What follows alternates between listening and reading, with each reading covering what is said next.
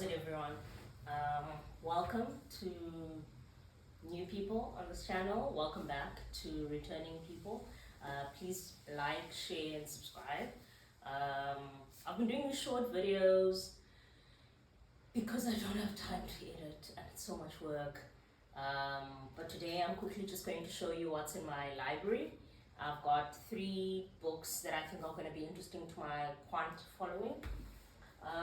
Alright, so the first one is Against the Gods, The Remarkable Story of Risk by Peter L. Bernstein.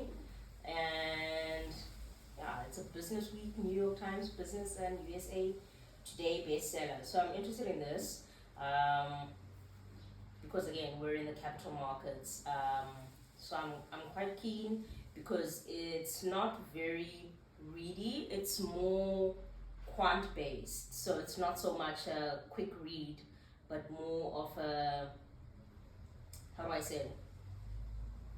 There's a lot of underlining, like look at this for instance. It's showing measure of our ignorance, it's got charts, it's got a lot of this is what we did wrong, this is how you measure risk, this is how we used to measure risk. So I'm quite interested in that. Portfolio selection, obviously it's not a technical book, but it speaks to the technical aspects of things, which should also be quite interesting. So I'm putting it here so that you have a view.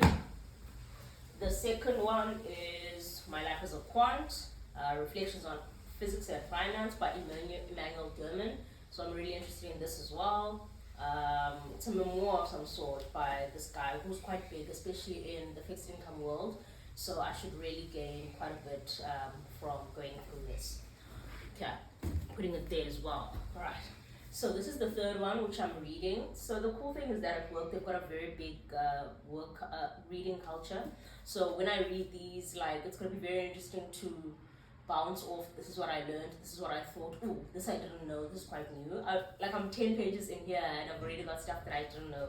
So believe it or not, my friend has a very nice bookmark that I'm supposed to be using, but instead I'm using my F&B Connect unopened SIM card.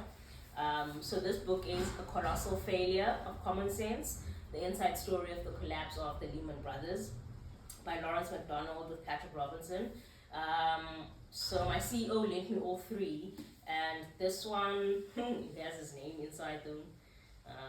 So this one is basically chatting about the housing crisis and the mortgage crisis, which obviously led to the collapse of the Lehman Brothers and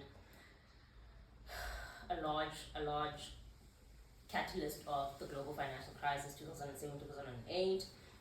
But what I learned here that I didn't know previously is that there was a lot of pressure on the banks to lend to, I don't want to say uncredit-worthy, but marginalized groups, which largely didn't have a history of showing ability to pay. I'll put it like that. So as an African woman, I cannot sit here and say I don't understand that. But yeah, I'm in the capital markets, so I also can't say I have a bleeding heart. It's just a difficult position, but I understand the vision and I understand the need, and then it comes across as if the banks just became or made it a tick box exercise almost. 15 mortgages, marginalized group, 10 mortgages, marginalized group in Feb, 3 in April, and then it just spiraled almost. But initially it was literally meant to give access to housing and the property market to people who didn't have that access historically, which is something that, you know, as a South African, like I said, and African woman, something that I understand fully. But also I'm reading this with both hats on, right? I can't say I'm reading it as a person in the capital markets, and then I can't say I'm reading it as a person that is in a marginalized group, because I'm both, and I was one before I was the other, so that's also something that's very important to me. But yeah, it's an interesting book, like I said, and my company has a big reading culture, and I think that's something that's really going to grow me as a person, because I used to read a lot in like high school and in primary school, and then in varsity I just became a book collector. I remember at UCT when I was in Forest Hill, there was in Mowbray, like there's the Mowbray police station, and then on the corner there's the Help a Rural Child. So I could get like some really nice cheap books over there. So I started collecting a lot of the books that I read as a child. Like I've got a lot of Adrian Mole, The Diaries of Adrian Mole by Sue Townsend. I've got Spud. What else do I have? Yeah, so that's quite interesting.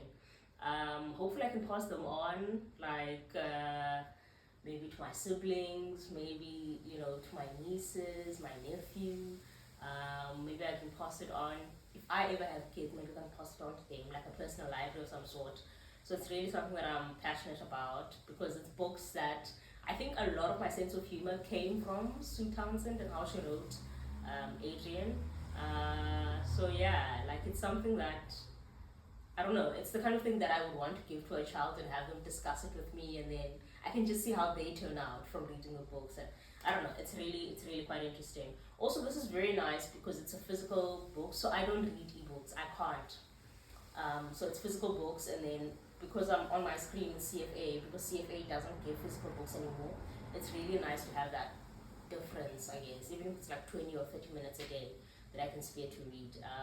So the plan is, I'm going to show you these books now, obviously, but the plan is to come back like maybe every 2 weeks or every month and say, okay, I've read up until this far, this is what I've learned, and then we can discuss maybe in the comments. That would be really nice. So if you've read the books, if you're going to read the books, just chat down below, and so we can engage, so I can know who I'm chatting to. Am I chatting to people who've read it? Am I chatting to people who want to read it, or are we reading along at the same time? That'll be really fun. I'm gonna cut the video here, and yeah, happy Sunday.